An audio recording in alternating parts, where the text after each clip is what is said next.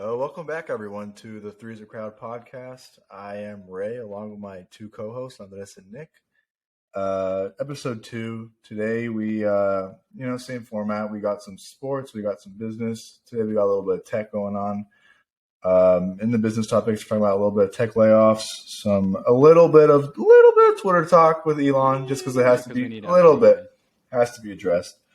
A little bit how Facebook is the worst performing stock in the S&P 500. Yeah, unless his face tells it all. A little bit about Nancy Pelosi and her net worth, with her, according to her salary, not looking like it's adding up. And of course, we got to talk about the Dolphins at some point, and some other championships that have occurred, some other championship teams. What are we starting off with on this? We can start off with the sports like last time, kind of keep that same format for you guys. All right, cool. I have some sad news. I did not win the Powerball. Yeah, you didn't lose yet. I didn't win. Yeah, you're right. I haven't lost yet. Yeah, I haven't lost yet. I also have an exciting announcement. New setup. Upgrading for the viewers. Upgrading for the viewers. All right, let's see. Ray hand painted those paintings behind him. That's true. Actually, these are photos that I took on my own. We got this is Spain, the mountains of Spain. Is that factual? No, yeah, I took these on my own. Oh, I do remember that Spain picture. Yeah, this is in Spain, and that's in Bologna, Italia. The Spain one, we're at Montserrat, right? Montserrat, yes. Montserrat. That is not a cheese. It's not a cheese. It sounds like one, but it's actually a beautiful landscape where I took that picture along with Andres. And I was actually with Andres in that one too. That's in Bologna. We're on top of a very tall tower that I was extremely tired after climbing. Ray, is it true or false that you visited the nude beach while in Spain? Oh, that's true. I did visit the nude beach. I mean, and the picture of that you decided not to hang on the wall, correct? Well, there are no pictures of that. There's no pictures. There's no evidence of that. Thank God. Yeah, there's no evidence of that. I would also like to point out that the tower Ray's referring to is 498 steep wooden steps to get to the top. No elevator. Yeah. It was risky, not very handicap accessible. But we did not it. Unless you got a crane. And we got that picture. Yeah, that was a good pick. I need to replace these with some pictures I took this summer with my camera, but these are actually all off my iPhone, which is kind of hard to believe, but I'm just that great of a photographer. What can I say? Going back into sports, I think that it's only fair to address that the Houston Astros, won the World Series again. They beat the Phillies in Game 6. That has some implications towards historical recessions in the sense that every year that the Phillies have won the World Series, 1929, 1980, 2008, that there has been a catastrophic recession in the United States. Although we're in a recession right now, maybe this will alleviate some things. Maybe we'll start seeing some things get better a little bit. But yeah, not going to zero. I wasn't following the history of it as close as you two, but wasn't it a depression every year that they won? Didn't we go into a full-blown depression?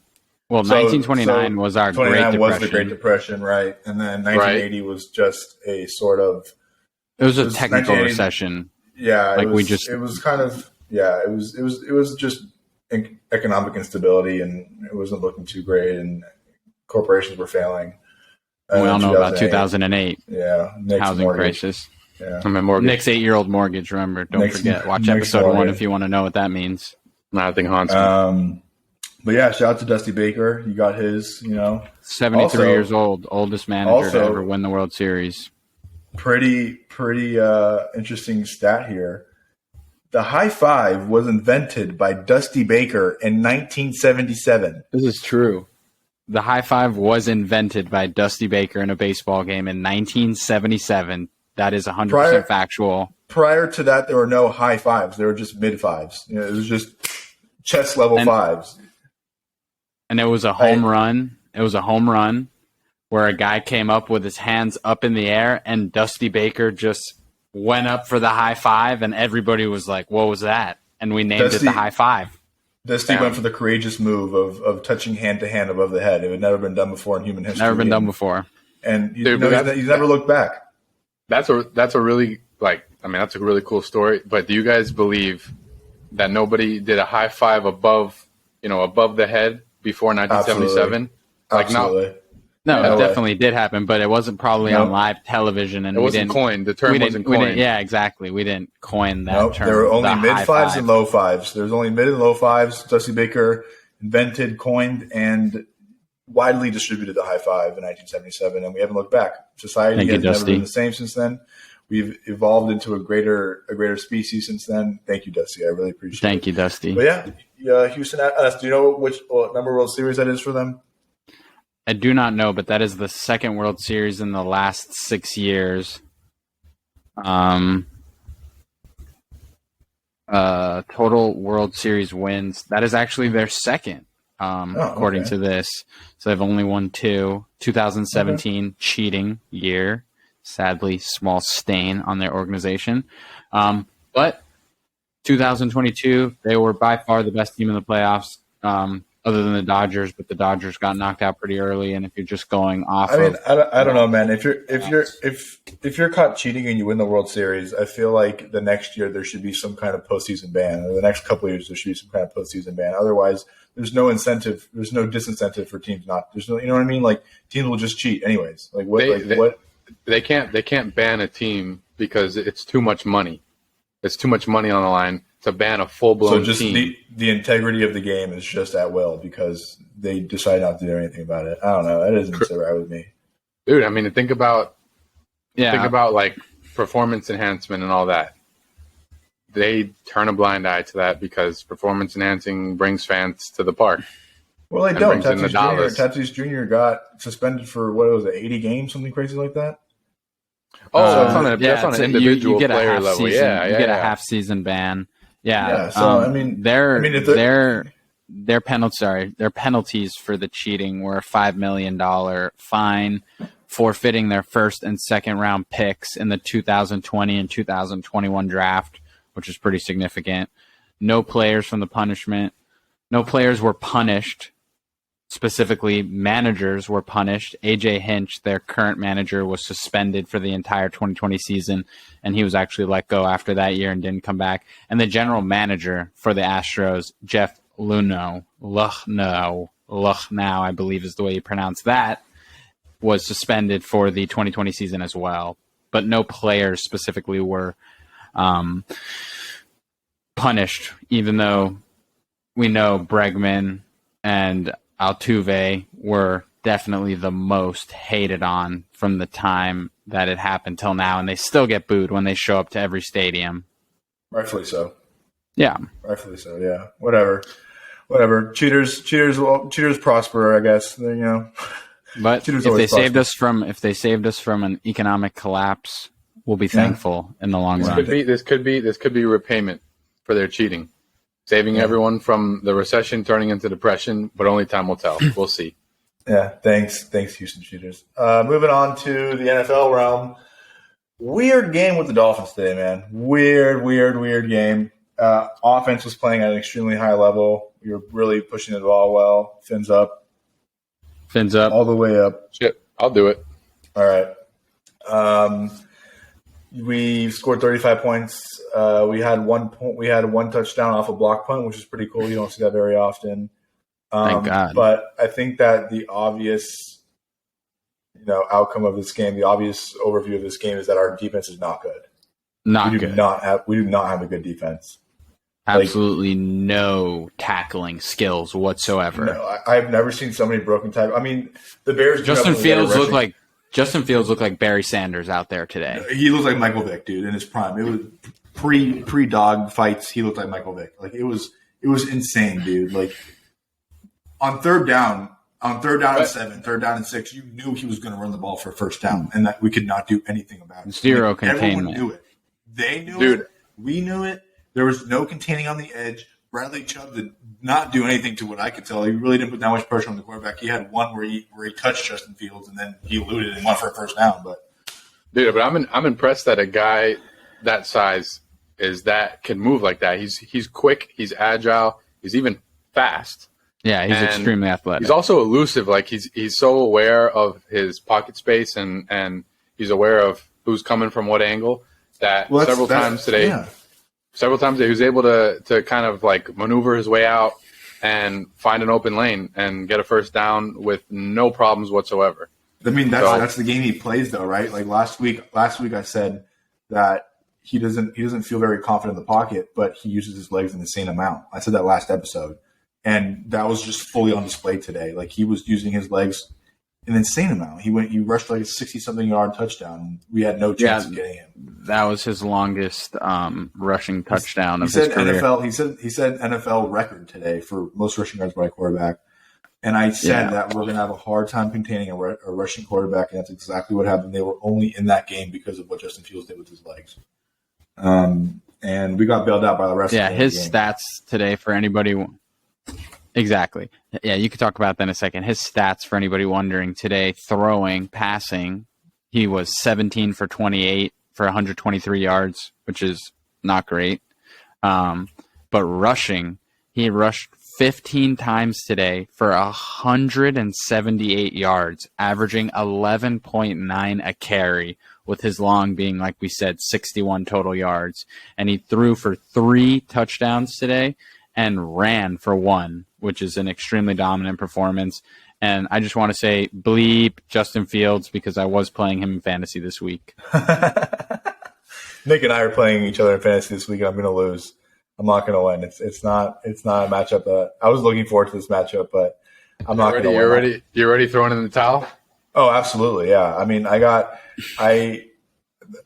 whatever. I still think there's a chance. I think there's a chance. There's a chance maybe Patrick Mahomes tears his ACL in the first quarter and the backup throws 6 touchdowns to Travis Kelce, and then Derrick Henry tears his ACL in the second quarter and Justin Tucker just doesn't play. Maybe I'll win. I don't know. Dude, I could be unpacked. Correct me if I'm wrong, but you sound a little bit salty. A little bit, yeah. I'm slightly salty, yeah. Because my players don't play well. They just do not play well. Because of Ray's blockbuster moves that aren't ripping like he thought they were. But Ray, no, my aside from the didn't work out. Football. I got Tua. Come on. I got Tua. You guys were pounding me for it. Right. Most points I've gotten from the quarterback all season long. Moving on. He played well. We unpacked the pass interferences on both ends because we got lucky on a pass interference that worked in our favor, and then they kind of had so like towards the end of the game, in a pretty crucial moment where we needed to drive the ball down the field, Jalen Waddle was being defended by a guy where when he turned around and jumped for the ball, the defender kind of bumped him a little bit, and to me, that's not really pass interference because he was turning around making a play on the ball. But the rest, otherwise, we got bailed out tremendously in that sense. We were able to set up and score. I think we were able to set up and score on that. Yeah. And towards the end of the game, I think there was last play of the game. Actually, there was less than a minute, right? So this was make or break. The Dolphins were up 35-32. The Bears trying to force OT, so they're setting up for the field goal.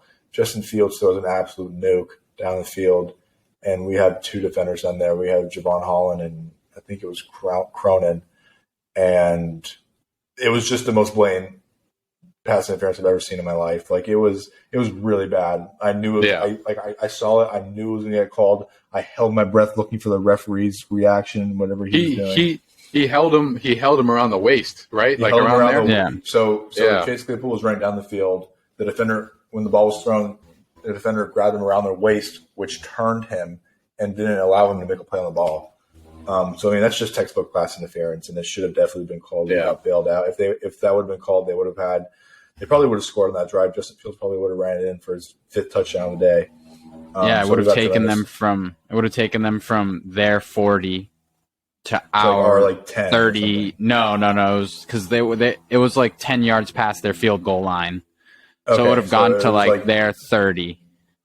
It was like the 25. Or our 30, something around there. It would have been a very significant change. Yeah, it would have been really bad. But we got bailed out. But not to mention the very next play went right through the wickets. Went right through Yeah, that should have been a catch too. St. Brown's hands. Yeah, that was the second. The pass interference was the second on fourth and 10. On fourth and 10, and went straight through St. Brown's hands, and we got bailed out again. So, Dolphins on top. We'll take them. We'll take them however we can get them. Let's go. Those two plays back to back remind me of baseball. When a lot of times in baseball, when an error is made on the field, more gray clouds are coming. Usually there's an error, and then the next at bat, the guy hits a home run or something crazy. It's a double off the wall. And it seems like a lot of times when it rains, it pours, on the field. Worse, I feel like in professional sports, like they're so good at what they do that any little inch that you give the other team, that'll be taken advantage of most of the time. Like if you're supposed to get somebody out and you don't, the next guy usually comes up and does something. If you're supposed to block somebody and you don't, the next play is probably going to be a big play too, or something like that. Yeah, and I'm looking forward to an episode where we could not so much reflect on pro sports, but reflect on our own experiences and kind of dive into that. For those that don't know, we all played our own sports. I played football, and and Nick both played baseball at high levels. And that's just like, it's been a big part of how we've built ourselves up and have moved on with our lives and lived our lives. And I'm looking forward to the time that we could talk about that, because I feel like we have some pretty interesting stories. All right, last thing about sports, big news in the AFC East, the New York Jets beat the Buffalo Bills today. They beat the Buffalo Bills, something that I absolutely did not see coming. Like, not even I thought it was going to be an absolute blowout. The implications of that are the Jets going to first place in our division, which is weird. Wait, are they going to go in first place? No. We're all knotted up at 2-1 in the division. And the Bills are 0-2 in the division now. Oh, you're right. The Bills are 0-2 in the division. So we're going to be tied with the Jets at 2-1, but they're going to have a better record by one game, I think, or maybe we have the same record now. No, they only have 2 losses. We have 3. Right. They just went to 6-2. Great. Jets are 6-2 with 2 wins in the division. 2 wins and 1 loss in the division. We're going to be 5-3 with 2 wins and 1 loss in the division. So we'll see, man. We'll see what happens in the AFC East. Going to be some scary stuff when it comes playoff time. I really hope that we beat the Jets next time we can. I hope the Bills continue to do bad, because they're better than most teams in the NFL. Hey, I would be a little concerned if I was Bills Mafia about Josh Allen. It seemed like a somewhat minor injury, but he was reaching for his UCL after he had a pass block that he was going to throw for. He was reaching for the outside of his elbow. I thought he was going for the rest. No, he was going. He's going for this part of the forearm, where when you get called tennis elbow, when you get tennis elbow, that was a byproduct of a drop back by Josh Allen towards the end of the game, where a defender, he had the ball back, cocked to throw it, and the defender went and slapped it out of his hand, and he threw nothing. He went through the full throwing motion without throwing anything. Dude, I could tell you, as when I was pitching in high school, my senior year in high school, I got tennis elbow, and it's like an extreme pain in the forearm up here, and just picking up my backpack, my school backpack, the thing felt like it weighed 1,000,000 pounds. So yeah, it's a difficult injury. It's not something severe like an ACL, but it's pretty severe for a non-severe injury, if you want to call it that. Well, you have no strength. You have no arm strength. That their position relies on throwing the ball. I mean, it's a tremendous injury. Exactly. Yeah. Sports-wise, I think that's it. I mean, I don't know if there are too many upsets. The Raiders were up 20-0 at halftime, and the Jags came back 27-20. The Green Bay Packers are imploding. The Packers look terrible. Aaron Rodgers threw 3 or 4 interceptions. Terrible. Brady, big comeback at the end of the game there. Did he? Yeah. I think they had 1 minute and 40 seconds left, and they were down 9-13, and they were in the red zone. They were 7 yards out, and he threw a dime to I don't know if the receiver's a rookie, but it's not your traditional starter because, of course, what's new? Julio Jones was on the sideline milking some other issue, and you could tell the guy was a little bit nervous, so he tried to do a body catch with the ball because it was a touchdown. I know this is anybody could have made this catch. And he wasn't ready for the ball to be thrown just a little too high, and it straight up hit him in the face, like right in the face mask, bounced off, and they didn't score. And they were able to stop the Rams after that, and then march down the field in 30 seconds and win the game with 6 seconds on the line with a dump off to the tight end. So the Bucks broke a losing streak, which looked like it was going to continue to go downhill for them. So that's significant for that team. Brady on the sidelines with the coaches. He looked like he really needed that one. He looked like he needed that one. He was hugging the offensive coordinator, hugging his head coach. It was definitely something that he really needed. He certainly needed it with all the things that's going on in his life right now. He needed a little victory. Yeah. Victory. Oh, he needed some type of win. He needed some type of win. Yeah. Did Lenny play well? No. Dude, he scored 10 fantasy points. I think he only had 10 or 12 rush attempts. The majority of his points came from, I think, around 40 receiving yards. But the Bucks are playing behind in every single game for the last 4 weeks. So like they can't run the football. Yeah, usually not a good mixture for running the football there. No. I saw the Colts got blown out by the Pats. Yeah, not good. I saw Atlanta was being competitive with the Chargers. Cordell Patterson back, baby. 2 touchdowns in his first day back since week 4. He absolutely demolished a linebacker at the goal line. It was one of the most disgusting hits I've ever seen in my life. They look good. Definitely a lot better than people thought. Marcus Mariota just kind of playing somewhat average, but they run the football a lot. Their other guy, Algier, or whatever, however you pronounce his name, I think ran for like 95 yards on top of Cordell Patterson's 2 touchdowns. So they did have a fair amount of rushing yards, but I think the Chargers came back, won that one at the end. Other than the Green Bay game, it was pretty standard for teams that were supposed to win. And I want to say one thing before we move on to the next topic. Shout out Jeff Wilson Jr. I kept that guy on my bench in fantasy when he was in the talks of being traded, and he came in, played for the Dolphins today, and he was projected to score 4 fantasy points, scored 16, and played his ass off. The guy's like a spark plug out there. I think he's going to be a great addition to the Dolphins. He looked good, and something to consider. Something to consider is that he played with McDaniels last year in San Francisco, so that's why it was so easy for him to come over and fit right into the offense, which didn't take into consideration. It wasn't a huge transition for him. It's the same offense, so he was able to go in there and make some plays, make some important plays, call a TD pass. He looked good. He looked quick too. He's a fast running back. Mostert and him are going to be a good combo for sure. Definitely a good combo. All right, what we got next? Yeah, we'll jump over and do the tech part, which is going to be, like Ray said earlier, tech layoffs, huge right now. Just a little unpack of what's going on at Twitter in Elon's first week and a few days.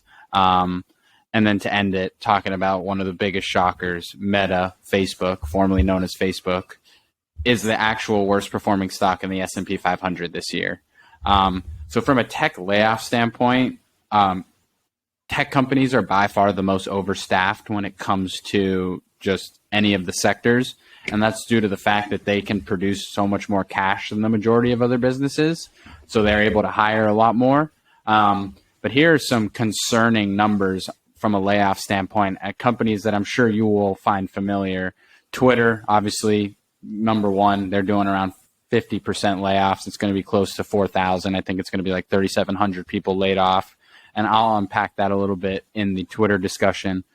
Stripe, which a lot of people in the tech world and in venture capital, Stripe is like a unicorn. That's like one of the best or the best software company that's not public at the moment from a private standpoint. They laid off 1,050 employees. They don't have the percentage of workforce for that one. Lyft laid off 760 employees. Shippo laid off 20% of their workforce. Chime laid off 156 people, 12% of their workforce. Open Door laid off 550 people. That's 18% of their total workforce. Brightline, they laid off 20% of their workforce. And then Upstart laid off 7% of their workforce. And that is all since November 1st.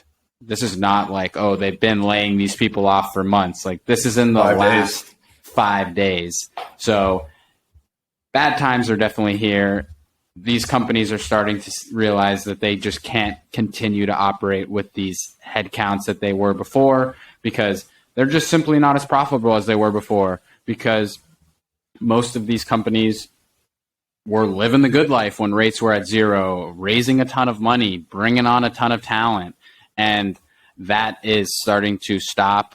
Facebook, Meta has announced that they are going to do significant layoffs starting Monday. Google has announced that they are freezing hiring. Apple has announced they are freezing hiring on everything but R&D positions, so engineers. Amazon has completely frozen AWS hiring and hiring across the majority of their back office positions. So these are the biggest companies in the world putting a pause on hiring. I think that's something that everybody should be paying attention to. These are usually the last dominoes to fall. Companies have been getting demolished all year long, but when you see the big guys at the top starting to take action, that's typically when you should start paying attention, especially if you're an investor. And another thing to consider when it comes to this is some of these tech companies are absurdly overstaffed, especially Google, Meta, Apple, and Amazon. And that's just because they all have their cash cows and they're able to generate tons of revenue. I think Google had $49 billion in total revenue in Q3, and they spent $6 billion to make that, which is amazing. But Google hired 36,000 new employees in the last 12 months, bringing their total employee count to, I think, around 147,000 people. And sadly, Google's doing this with a little bit of malicious intent. They're just using the fact that they have so much money to poach talent and not allow talent to go to their competitors. So instead of having to deal with that, they just hire them and have them do little jobs and things like that. So they're not utilizing their full potential. And as bad as it is that you're seeing all of these layoffs, something to consider is that it's healthy to see these tech companies, these major tech companies, trim their workforce, because these people are really good employees. Because it's just because there's 147,000 people at Google doesn't mean it's easy to get a job at Google. You have to be qualified. You have to be a upper level type of individual to work at some of these major companies. And these employees will trickle down into mid and small tech companies and startups. And I think that'll be really healthy for the industry itself, because not only will it allow smaller companies to bring on talent when it's hard, because if you're a small startup and you're trying to grab engineers and Google's paying $280,000 for an entry-level engineer, Facebook's paying $208,000 for entry-level engineers, and they're just constantly hiring. For a startup, it's not feasible to grab somebody at that. And now you're getting access to some of these employees because they're getting let go from Google, Amazon, Twitter, and things like that. So as sad as it is, it's inevitable and it was going to happen. So I think it's going to be healthy that these people are going to funnel down into other companies that will use them to their full potential and allow these companies, because at the end of the day, the more companies we have succeeding and producing revenue and money, the more jobs that are going to come out of them in the long term. And we'll start to see new innovations in different areas. So I think that's something to consider when you're looking at all of these layoffs and stuff like that. This is not like your traditional layoff at a job where you're not very tangible, like a job that anybody could do. These positions are high-level positions. These people are getting laid off just off the fact that these companies are extremely overstaffed, and they know that they can produce revenue without that headcount. And something that's going to be interesting is how it works for Elon at Twitter. If he can really shave 50% of the workforce and they don't see a hiccup in growth and revenue, it's going to be a big eye opener to all these tech companies to maybe we don't need these aggressive headcounts to still continue to produce this gross amount of revenue. And maybe they could allocate that headcount to more R&D or more innovative things like that. So before I jump to the next one, I want to let you guys kind of jump in and give your 2 cents on that. I'll go ahead. In my opinion, with all these layoffs happening, like you said, it is a sign. It's a sign of bad times ahead, of decreased revenue, and I think, especially with public companies that are public to people on the stock market to buy and to become shareholders in, the bread and butter of those companies, from a like investor standpoint, is the quarterly reports. Okay, they report their earnings every quarter, 4 times a year, and I think they have these models, like historical models or risk analysis models, predictive models, that are telling them that there's going to be a slowdown in revenue, and therefore they need to cut back on which most corporations, their biggest expense are their employees, and most companies in general. So they need to cut back on their biggest expense because their revenues are going to decline. And I think that's what's happening. And I think that they're foreseeing more economic pain or economic hurt in the near future. And so that's why, all of a sudden this is happening. And on the flip side, I could tell you a little about the cigar industry. I know there's several of the biggest cigar companies that are corporate cigar companies. They are raising prices as much as 9 to 15% across the board. And so when you see things like that, it means that there's murky waters ahead, and they're planning for something and they're bracing for something. So it's definitely not a good sign. And and like you said, these people that are working for these big tech companies, I do believe that many of them have the credentials and the experience to get a job in a smaller company. I do think there's always those stragglers that may find have a tough time finding somewhere to go. But there's a lot of tech startups and a lot of new tech companies out there. So when one door closes, typically when you have a capitalistic society like America, another door opens. So but it'll be interesting to see what happens to the economy based on these actions that the companies that kind of run a huge part of our economy are taking. Exactly. Ray. When I think about what you just said on this, so in law school we're preached a lot about public policy, in the sense that a lot of judicial opinions are issued on public policy grounds. Public policy being, it means exactly what it sounds like, right? It's societal good. Like how will this decision affect society? How will it affect people around you? And what would the public dictate? Like what would public policy dictate towards this decision? And to me, I think it's easy to see this on public policy grounds, in the sense that it's good for people to be employed, right? Like people, like you want the general population to be employed. You don't want to have excessively high unemployment rates. But then again, there's a weighing of factors, right? There's a weighing of public policy interests. You're weighing employment, unemployment to develop further development in the country.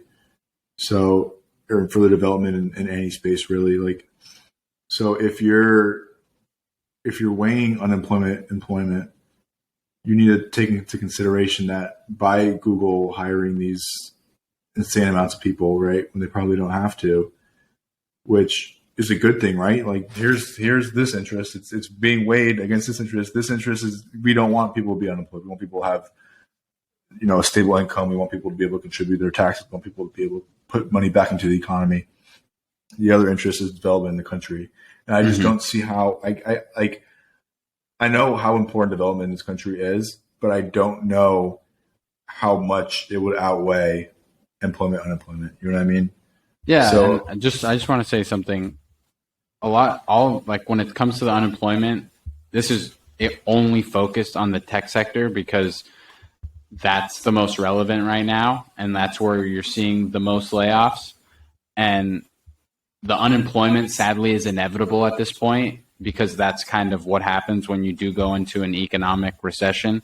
So I'm trying to do my best to spin a positive view on it and hope that with these companies cutting the unnecessary fat off themselves, it will lead to these people not only going to other places that could utilize them, but hopefully allowing people to innovate and create companies on their own because they are high-level people, which will be beneficial in the long term. But, right, which is what I mean by development in that sense. So you're weighing two really important, public policy interests, and like I want people to be employed. I want people to have everything that they need, everything that they want. I want people to contribute back to the economy, but I also want new things. I also want cool things to come out.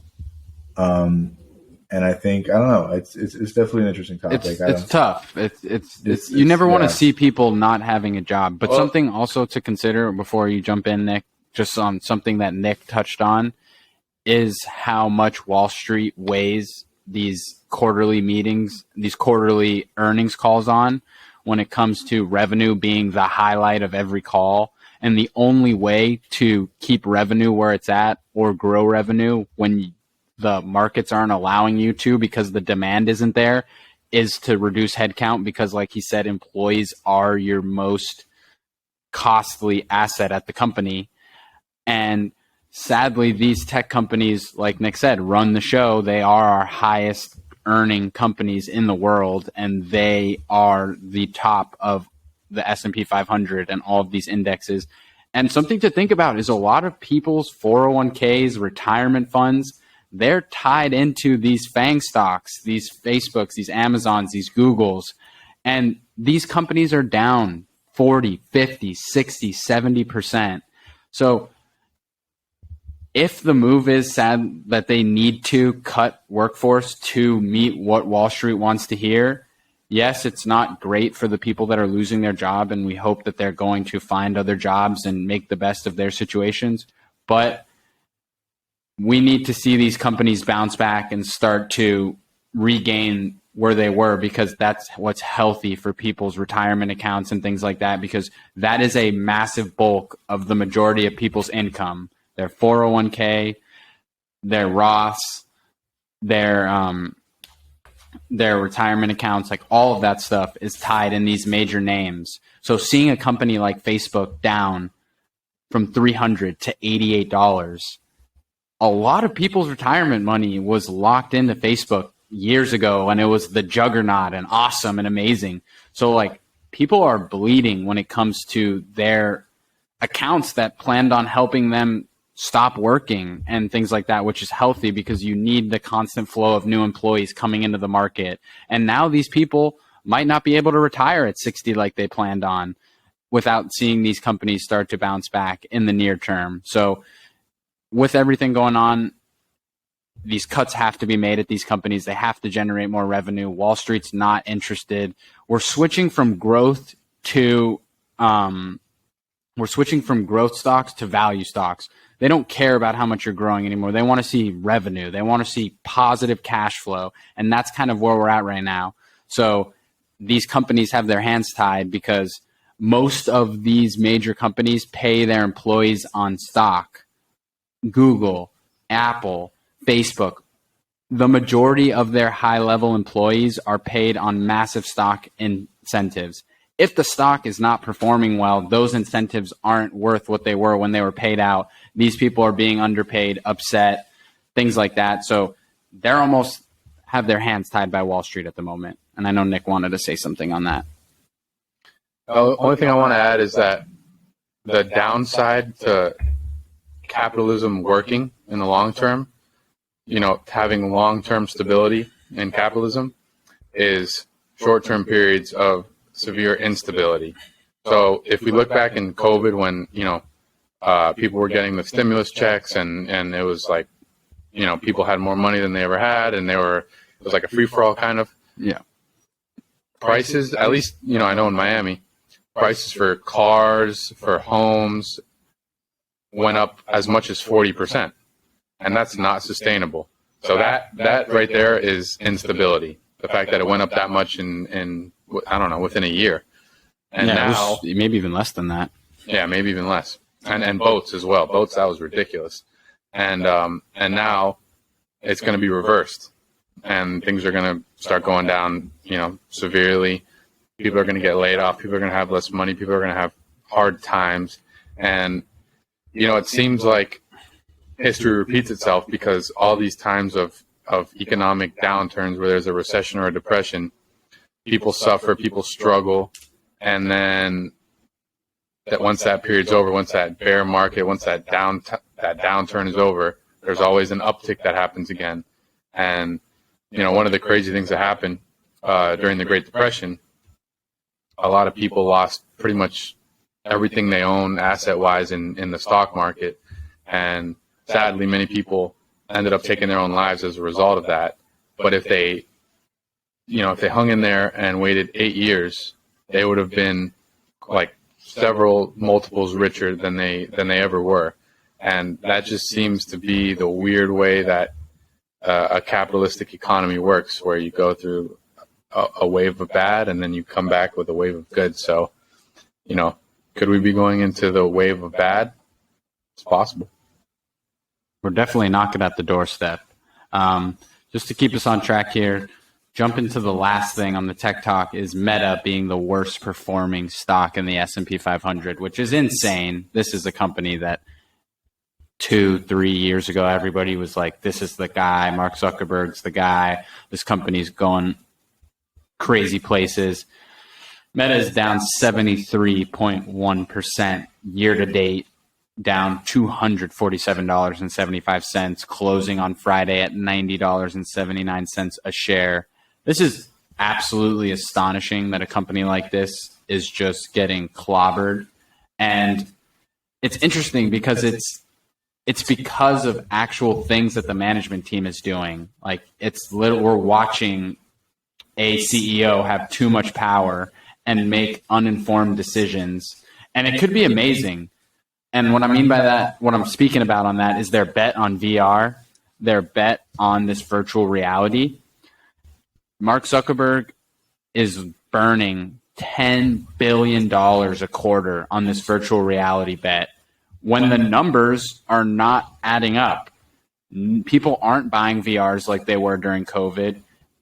Everybody that bought their VR, the original Oculus, I think the average use was 2 months, and then it collected dust. And I own the Oculus, and I love that thing. And everybody loves it. The first time you put it on, it's an extremely special experience, super cool.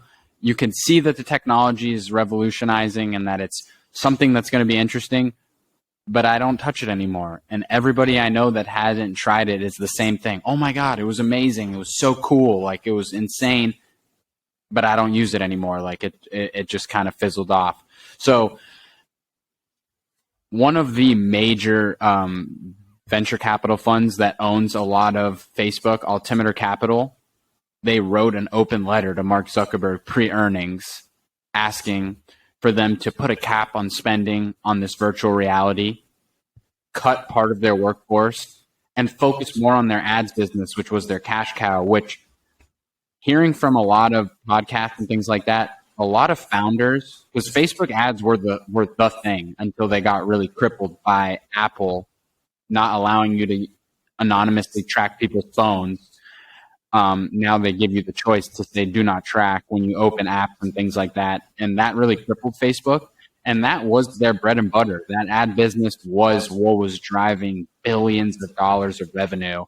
And people are saying day in and day out that every other day it's getting worse and worse, and the results they're getting on their Facebook ads is getting worse and worse. And that is a huge red flag for Facebook. Their number one generator of revenue is consistently declining as a quality product. And Mark Zuckerberg and the team at Facebook don't seem to care at all. They're going all in on this VR gamble, and it might work. It might be amazing, but I think that they're being a little too aggressive, and clearly Wall Street agrees that they're being a little too aggressive and not focusing on the ins and outs. And we're seeing a CEO who has a lot of power, literally doing whatever he wants, not listening to shareholders, not taking meetings, having that super share power where his shares are 20-1 versus a board member and stuff like that. And the stock and Wall Street are giving up on it. People are pulling their positions. People are liquidating their Facebook positions, not trusting this management team to continue to produce the quality product that it's been producing over the last 10, 15 years. So it's going to be interesting because, like I said when about the tech lab, a lot of people's pension funds and things like that were tied into Facebook stock. This stock 5 years ago, 3 years ago was godsend. There's nothing wrong with it. The company is squeaky clean. They're moving at an absolute nuclear projection up every year. They continue to grow, continue to drive revenue. And now all of a sudden they're like the black sheep. Nobody likes it. Everybody's upset with it. And it's crazy because it's so clear. Like, we're seeing a lot of the reasons why people aren't liking it. And it's because of the aggressive spend on this VR with no proven long-term success. It's kind of a bet.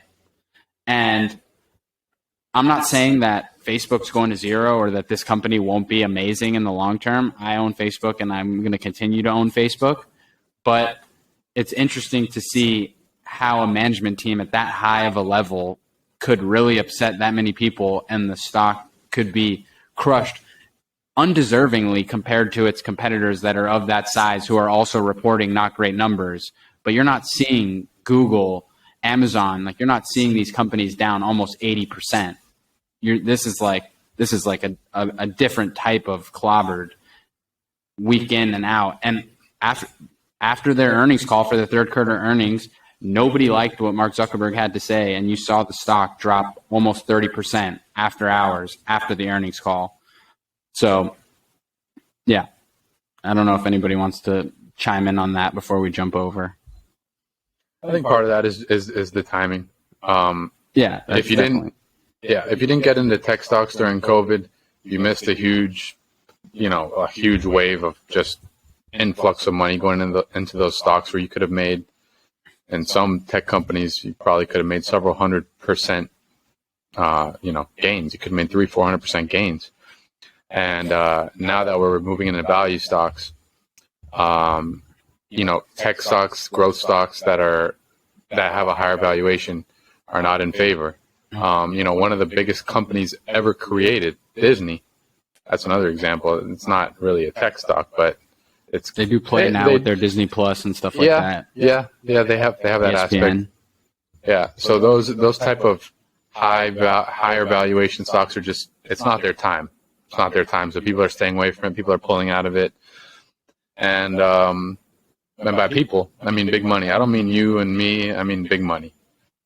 So I think that, this wave has to be rode out, and then their time will come again. That's my take on it. I think Facebook will be back.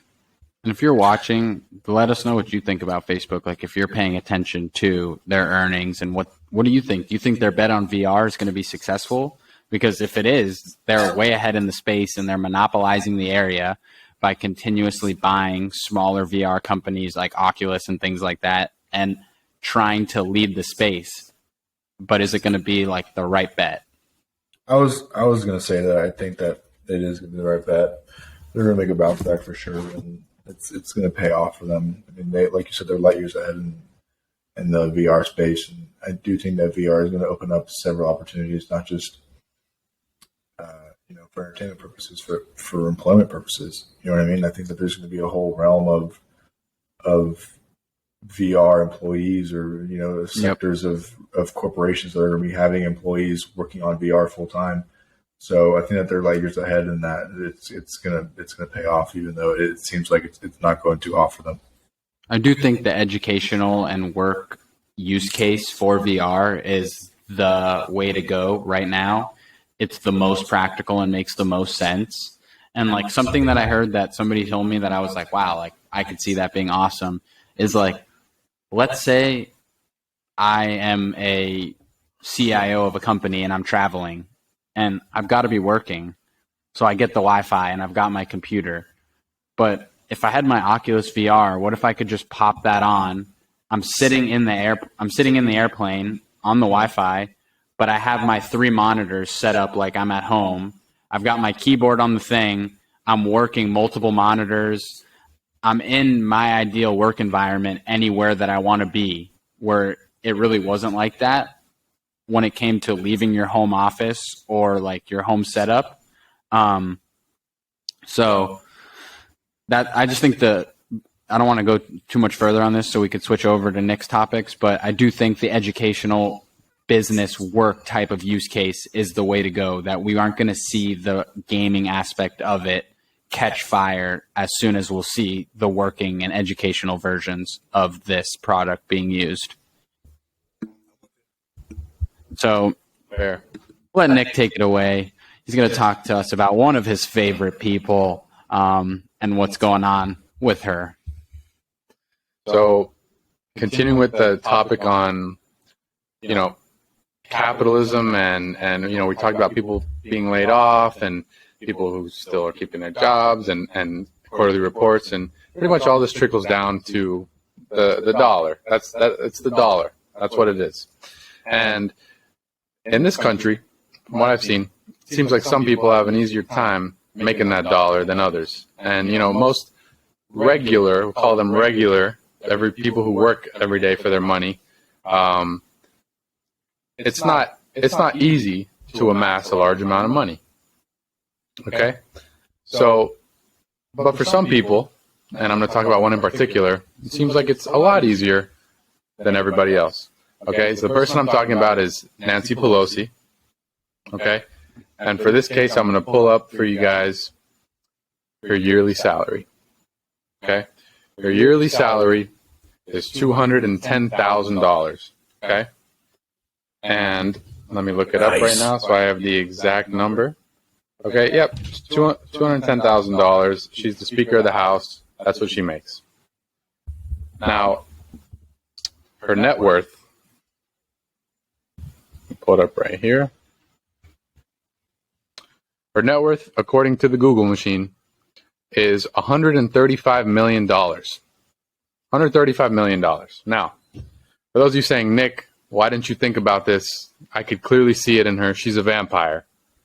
Well, let's do the math. Let's say she is a vampire and she's 500 years old, okay? And let's assume that going back 500 years, she still got paid $210,000 a year. So we do 210,000 times 500. That's $105 million. Still doesn't add up to her net worth. She's worth $135 million. And, the thing is, there's no guessing behind why she's worth this much. We know exactly why she's worth this much. She pretty much is allowed, as Speaker of the House, to insider trade. Now, people have been thrown in jail for years for insider trading. What insider trading is you get big news, big information on a company before the news breaks to the public. And let's say it's going to be good news, okay? What would you do? You would buy a lot of money into a stock because it's about to go up, because there's some really good beneficial news coming towards that company. And as a result, you make a lot of money. And vice versa. If it's bad news, you sell or you short the stock or whatever.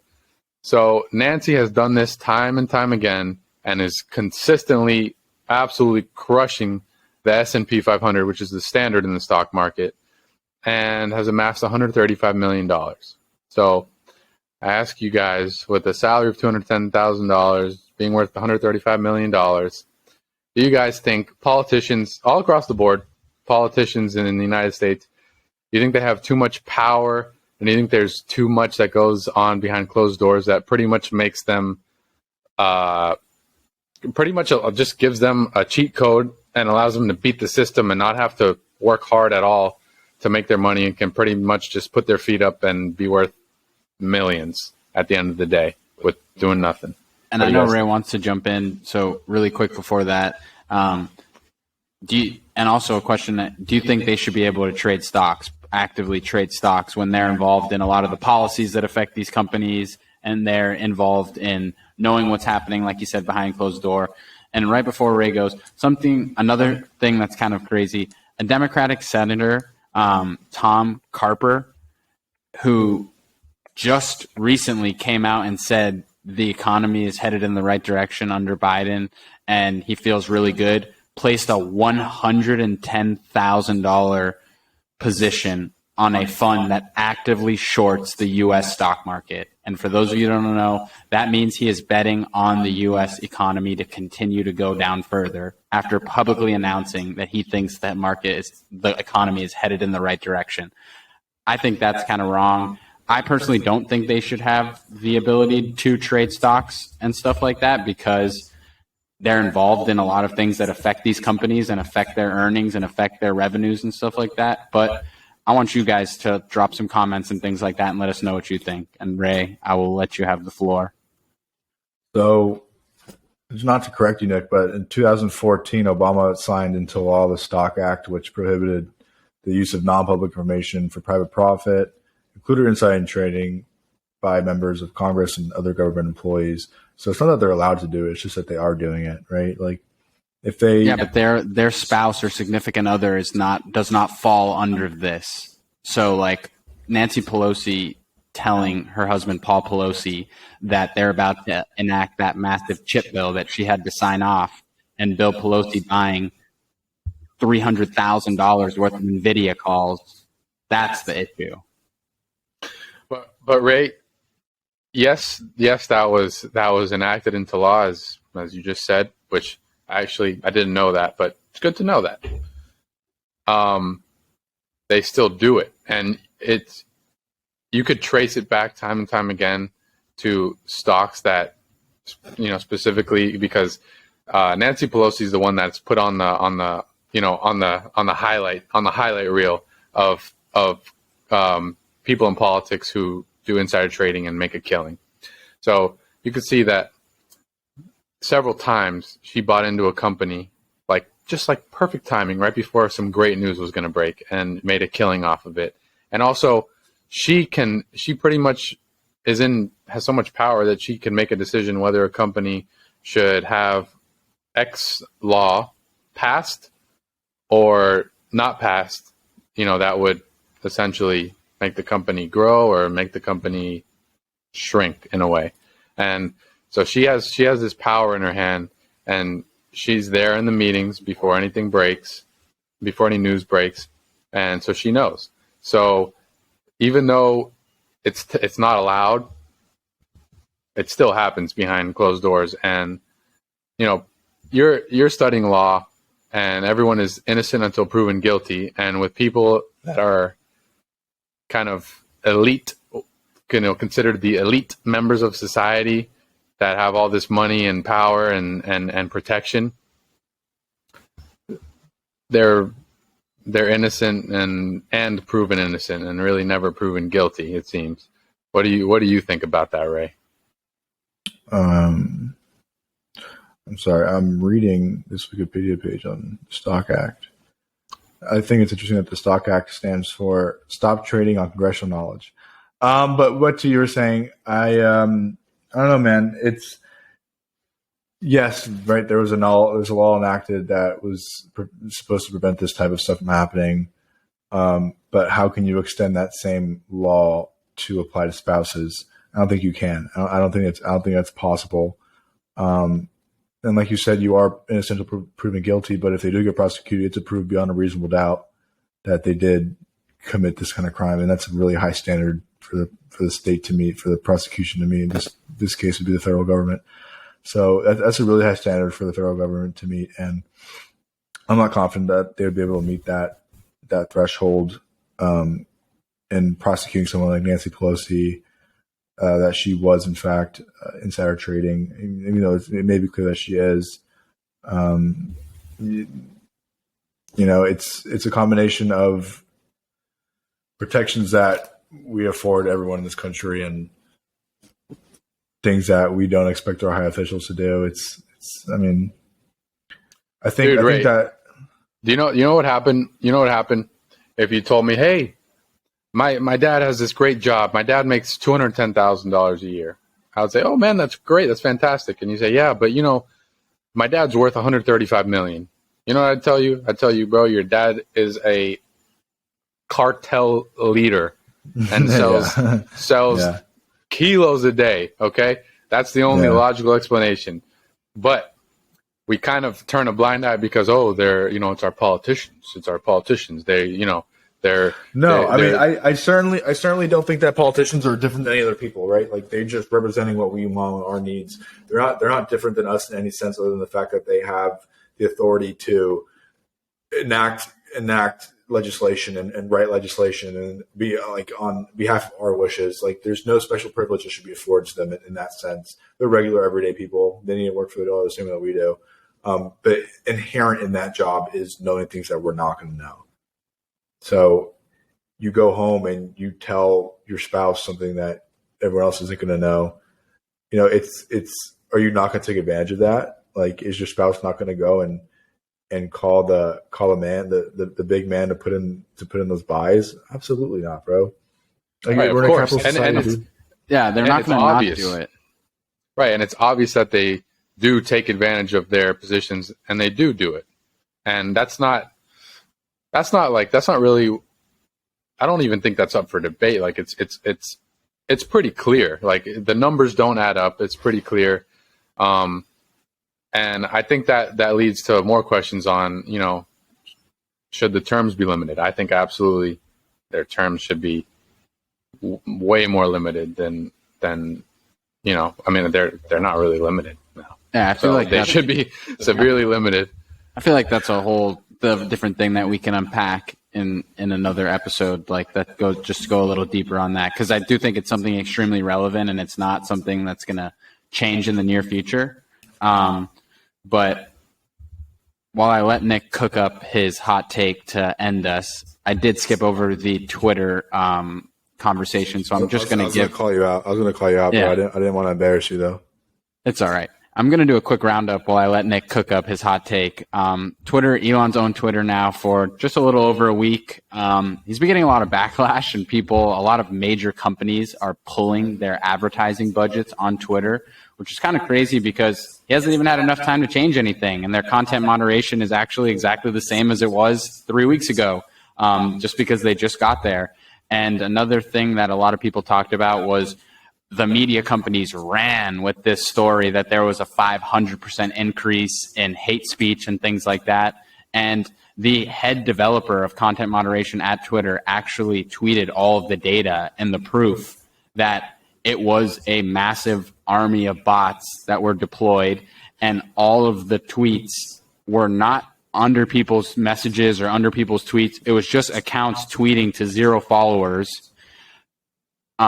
all of these hateful things, and it was shut down in, I think, less than an hour and 45 minutes, and it was proven that it was all bot accounts, but of course the media ran with it.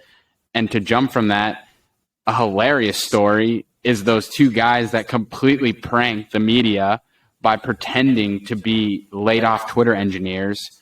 The way their media works is they're so aggressively looking for that story, and they've completely ripped out fact checking. So all of these major media outlets sent a group of people to try and get a story live on the scene.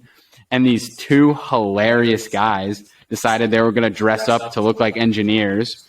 And the media interviewed them.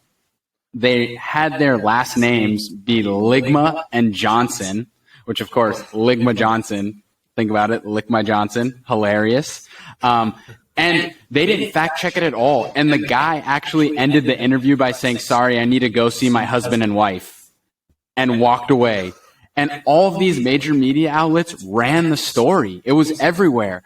Twitter engineers laid off outside of company. And it was so not true, but it fit the narrative that they needed, which was Elon Musk is laying off a bunch of Twitter employees. We need stories, and we need to see the turmoil and the sadness. So we need people on scene to go get it. And they did, and look what happened. Ligma Johnson, 2 guys, pranked all of these major media companies, and that was hilarious. And I think that we should what? I want to say real quick, this semester I'm taking a class, corporate governance, and we've discussed Elon pretty in depth this semester.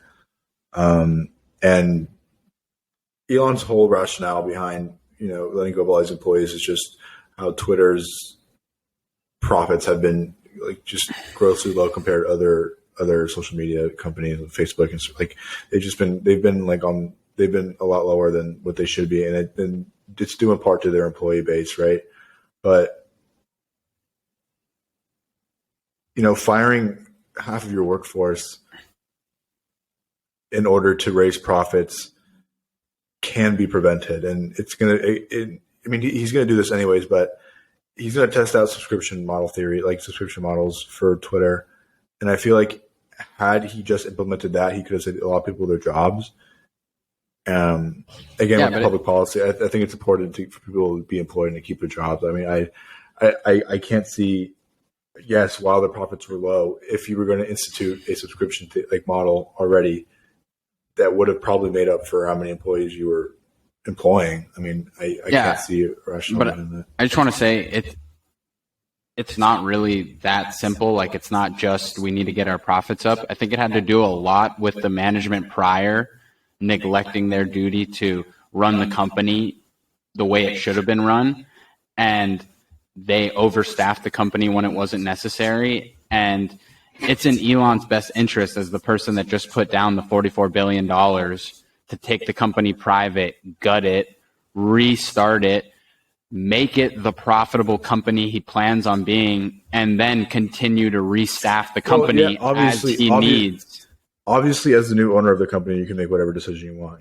He's the sole director on the board of directors right now, which is a terrible move. That's not a good move at all. Yeah, but he doesn't have super share voting. He's one of the CEOs. And if you don't know what super shares are, if you're listening and don't know what super shares are, it's something that's very relevant in Silicon Valley. Founders get super share voting, where if I'm the owner, like let's say I'm the CEO of Snapchat and Ray's my CIO, and I have super shares, he has 100,000 shares, which means he has 100,000 votes. I might have 100,000 shares too, but my super votes is 1 to 20. So I have 20 times the votes that Ray does, giving founders the ability to not have to listen to people, where Elon actually is one of the CEOs that doesn't allow super shares and gives his board of directors at Tesla, SpaceX, all these other companies, and will be the same at Twitter. It's just really early and they're building the team out. The ability to vote him out if he's not doing a good job. And I think his intention isn't to just cripple Twitter for no reason. I think it's something that needed to happen to get it to where he wants it to be, which we don't know what his exact goal is, and that's not for us to decide. He's the one running the company, putting the money up. But I do think his long-term intention is to have Twitter become the platform that it could be and be a Facebook or a Apple with 50, 60,000 employees, not the 90, 100 that they had before. So yes, it looks bad now cutting the workforce, but to bootstrap it and do what he wants to do, he's going to do whatever it takes to make that happen. And if sadly it is laying people off, I don't think that the finger should be 100% pointed at him. And I think that they should look at what the other management team did before that to even get them to the place that we're at right now. Look, you don't, even if it was prior management's fault, you don't have to fire the people because of prior management. You could form those people into whatever you want them to form. You can make them sign new contracts. But if they're useless, to the company, yes, they are. The company can operate. The company can operate without them and still be profitable and be the company that it is right now. So they're walking into the office of Twitter and doing nothing for 5 days a week. They were doing something. Not that they weren't doing anything. They can overhaul that to other people with the workforce cut down and still generate the same amount of revenue. And that's essentially what matters to the investors and things like that put the money down. My whole point is, here's the thing with Elon Musk. Okay. He's an incredibly intelligent and efficient person. And I think he probably has the same attitude with all of his business ventures that he does. Obviously, they're all very different. I know I watched his documentary on Netflix about SpaceX. He got SpaceX off the ground with less than 1,000 people, and I want to say it was even like less than 300 people. we got SpaceX off the ground, and he was able to build a freaking spaceship and send that thing to space with less than 1,000 people. And, you know, Twitter had 7,500 employees, and now he's 9,100. Oh, I think 9,100. I think 8,100. 8,100. I'll look that up. Keep talking. Right around there, and now he's bringing it down to a little over 3,000 employees. 3,500, I believe. 3,500. So 7,500 is the correct number of employees that Twitter was operating with. So, you know, if he could build a rocket and send it to space with X amount of employees, I don't think you need, you know, I'm not apples saying to apples. I know it's different, there's inherent differences between those two things, but I'm not saying that he's not within his right to fire those people and start over. Like he bought the company, he can do whatever he wants. I'm saying that those are people that have livelihoods, that have jobs, that have families, that need a job to support their families, and letting them go without being able to prove themselves, without even being able to show stock in their ability to help provide for the company within a week of buying the company. I don't think that's the right move. I think if you're going to implement a subscription model that is going to charge people on Twitter X amount of money a month to use the app, then you're going to make up for that cost anyways. If you're going to make up for the cost of employment anyways. We don't have time to really dive too deep, so I don't want to go continue on the topic, but there's going to be both sides of the story. Not saying that Ray's wrong. Not saying that Nick and I are right when it comes to this. Obviously, it's sad. You don't want people to lose their jobs. But when it comes to business at an extremely high level, and Wall Street is the one calling the shots like they are, like the value of the company is what matters to the people putting up the money. The CEOs are going to run them as efficient as possible if that's what needs to happen. But this is going to be super relevant. The layoffs haven't started yet. Next week's episode, we will definitely talk about it again, because that's when we're going to start to see the layoffs and the effects. So I don't want to keep going deeper on that. Nick, we're coming here to the end of the episode. Take us away with your hot take. I have absolutely no idea what it could possibly be, and I could just see Ray on the other side salivating to give an answer. So everyone knows about Walt Disney, the man who created Disney World, and how when he died, he had his body frozen, right, to preserve himself, because he had, I believe it was cancer, he had some type of illness that he wanted to freeze his body, to preserve his body, so that when later in time, when a cure was found, he would be cured and he can live on. Okay, that's true. He was frozen, and there's a place that freezes people who can afford it. I don't know if that's true that he was actually frozen, though. I think it was just his head. I think it's a myth, actually. No, I think it is true. All right, keep going while I keep looking. So there's new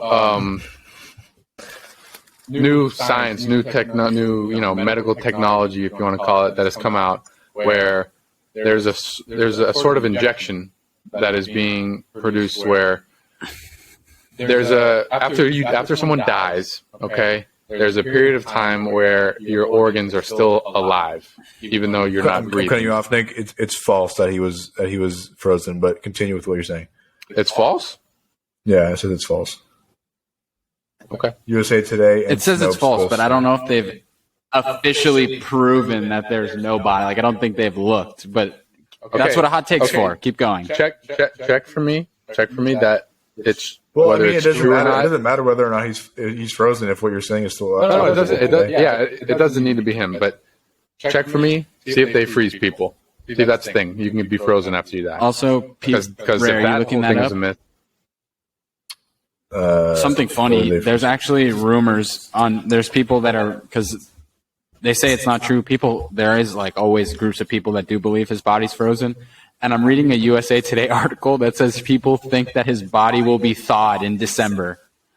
And we're going to see the reveal of Walt Disney's body. If that does happen, he's going to be on the newest roller coaster. We will be the first people to report that news if he is thawed in December. I promise. The first corpse to be frozen was that of James Bedford in 1967. As of 2014, about 250 dead bodies have been cryopreserved in the United States, and 1,500 people have made arrangements for cryopreservation of their corpses. Okay. Walt Disney's a myth, but they really do freeze people. That's the main point here.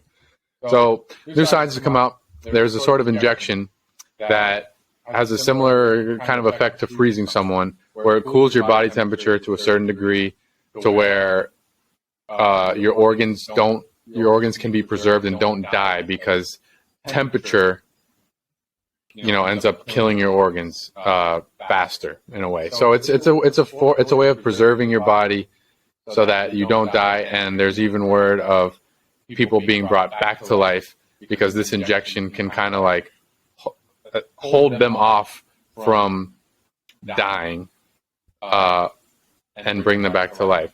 So it's very sciencey and very technical, and I read into it, but it's too much to go into. But my hot take is, do you guys believe, and do you viewers believe, that people have been brought back to life aside from the getting the zap, the electric shock to make their heart beat again? No. Yeah, I'm gonna say I personally don't think that's the case, because I feel like there's no way that wouldn't get out to the public if people were just being brought back from the dead, which would be nuts. But I do definitely think that in the next 30 to 40 years of our lives that we will see some pretty significant life longevity strides, and maybe we do start bringing people back to life. But I don't think that that's going to be. I don't think people are just coming back to life right now. Dude, that would be like every medical journal, every scientific journal will be writing about this. Like, it would be like the craziest. Dude, but that's the thing about craziest science, revolutionary. That's the thing about science that's weird. They will only start writing about it once it's fully proven. It could be. I think it's possible that it could be in the test trials, whatever. They're obviously, I'm sure it's been experimented with, or at least thought of, that they want to bring people back and preserve them and bring them back and stuff. But I don't know. I think it's possible, and I think to say whether freezing people in a cryo chamber and them being able to come back to life, to say whether that works or not, that's a stretch, because it seems out of a movie. I suppose it could be possible, but this specific thing that I'm talking about is not for people who have been, dead for a long time. It's for people who have been dead. There's two different, and I should know this when I did my EMT training. There's two different types of death. There's chemical death, and I think there's clinical death. And I think chemical death is like, you die, but you can still be brought back. Something, or biological death? No, it's either a heart or respiratory death or a brain death. Like the brain just turns off completely, or your heart just completely, or your lungs completely stop. Well, basically, we know the people that their heart has stopped and they've been resuscitated from either CPR or from getting getting zapped. Okay, but there's the other side of it where people have been dead for a little bit longer, and they get this injection where it cools their body temperature to preserve their organs, so they can be resuscitated after hours or even days. Then that's the question that I pose to you, whether you guys think that's possible or not. Nah. Yeah, I don't know if I'm believing it. Nah. It's definitely something interesting, though. I'd like to do my own research and hear about it. But yeah, my answer to the hot take is no. I don't even think that's a great idea. I don't think that's a great idea either. Just bringing back these dead people, or just zombies when it's your time, it's your time. Jeez, man. I'd rather. I don't know. All right. I'm not informed enough on the topic to even rebuttal any of that. We were discussing who should do the hot take today, and Nick said he would take it. My hot take was going to be that ketchup is the best condiment. I don't know. And then that's what we have. That's what we have Nick here for, to spice it up. I don't know how far that would go in our conversation, but I'm calling no, Nick. I'm saying no. I'm going to say no as well. And with that, we are at time. Episode 2 is wrapping up. Since Ray did the intro, I will allow him to give us that beautiful outro, and we will see you guys next week. All right, guys. Episode 2 is a wrap. If you're watching on YouTube, subscribe, like, drop a comment. Let us know what you think about the pod here. Leave some questions. Leave some answer some of our questions that we asked. We asked a couple of questions to this pod. If you're listening, answer them in the comments. If you're watching on Spotify, leave us a follow. Follow us on Instagram at Threes a Pod. Threes. Oh my goodness, I said it wrong. Threes a CRWD Pod. Follow us on Twitter. Threes a CRWD Pod. We look forward to talking next week, hearing from you guys next week, and thanks so much for listening.